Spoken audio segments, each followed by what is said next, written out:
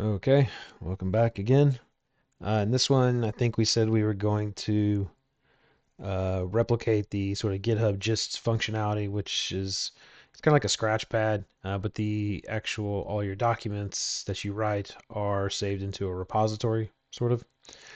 And we're going to replicate that functionality. I like keeping a lot of my documentation there, or like, procedures, scratch notes, to-do lists, all that kind of stuff like that, that are larger documents that I don't really want to commit into code repositories. So, all that said, I am going to start like I do a lot of these. I'm logged in as my default admin user myself, and we're going to go to site administration, identity access, create a user account.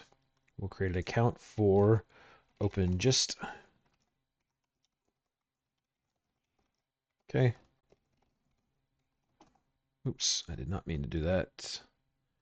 Well, I do not want them to have to.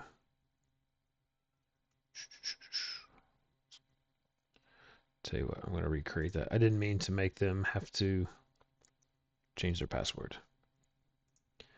So let's.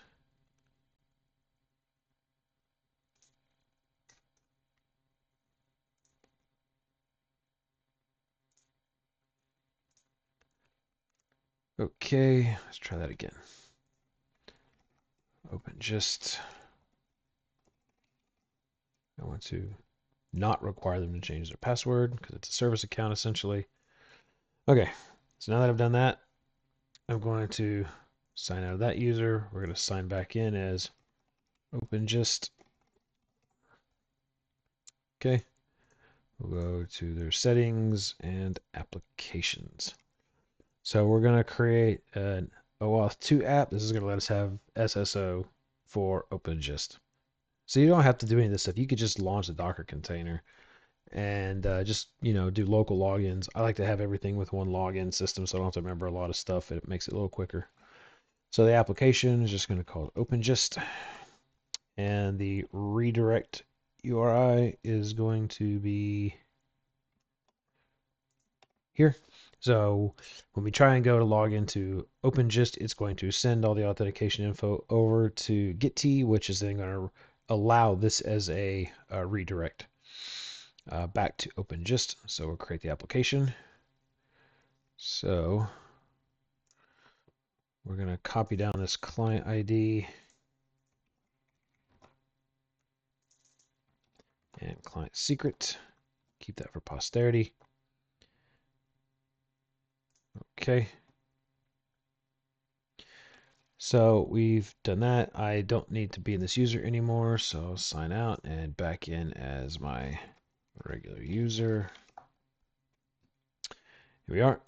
Now we are going to launch Opengist. So come over here. Okay. So for Opengist, it's pretty straightforward. We're going to go into our compose file here. We're going to put it right there.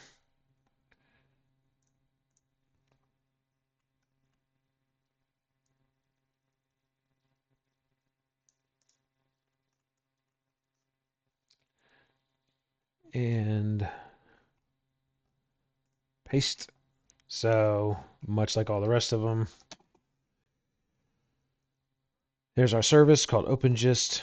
I gave it two profiles, one for the full stack profile and one where I can just toggle it on and off. There's our image. We're going to pull this, the latest one there. Again, you could always pin the version if you want to. Host name, networks, the volumes. I've got the local Opengist directory, and it's going to bind mount it to Opengist in the container. Port 6157, I think that's the default port, so we're going to publish that one. This one is going to require two secrets, one for our client key and our secret that we created. So I'm going to just copy that real quick. So we can put it in our environment file. Same thing, restart policy, and make sure that we depend on Git since we need it for authentication. We'll save that. Go into our environment file. Let's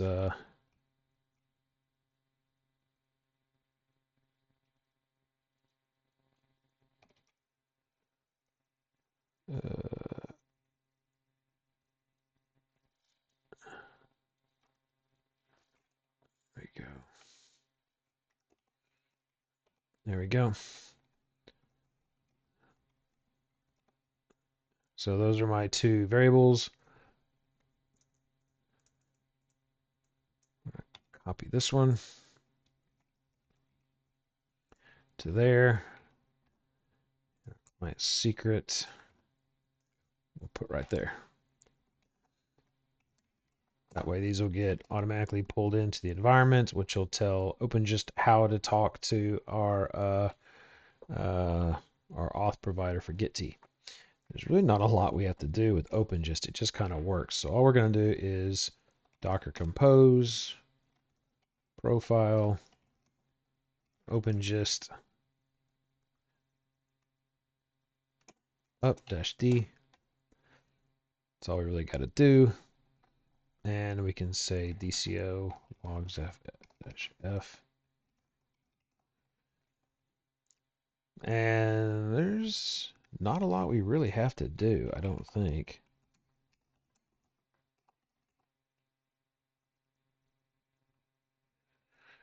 Yeah, I think that you can configure some stuff in a config.yaml if you want to provide it. I'm just using the defaults as is. So all we really need to do is go try it out. Oh, that was an old workspace. I don't need. So from here, we're going to say Opengist port 6157. And so I'm not logged in currently. I just click log in, and it has a little button down here, continue with Git account. As long as I'm logged in as my user, it asks me to authorize the application, and bam, I'm logged in. And so the first user created is going to be the admin, and so you can. But yeah, I mean, this is the thing here. You can just start. I'm going to give it a name. So this is demo. I'm making a markdown file, and this is my demo markdown file for Opengist. This is really cool. I can preview it if I want to. And then you have the option of making an unlisted, private, or public gist. I'm just going to make a public gist out of it. And I mean, there you go. It actually has its own sort of source code management that you can embed. I'm sure you could certainly like wire this back up to work back with Git so they're there. But for the most part, like this is pretty cool. It keeps it separated, and I use this for documentation. Switch to dark mode because I like that better. And there you go. I mean, it's pretty cool. And you can search for your stuff, titles and whatnot, so you can keep uh,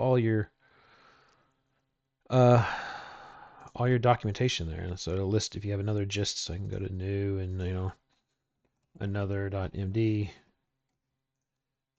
This is another gist. Create a public one. So now if I were to say my gists, and so oops.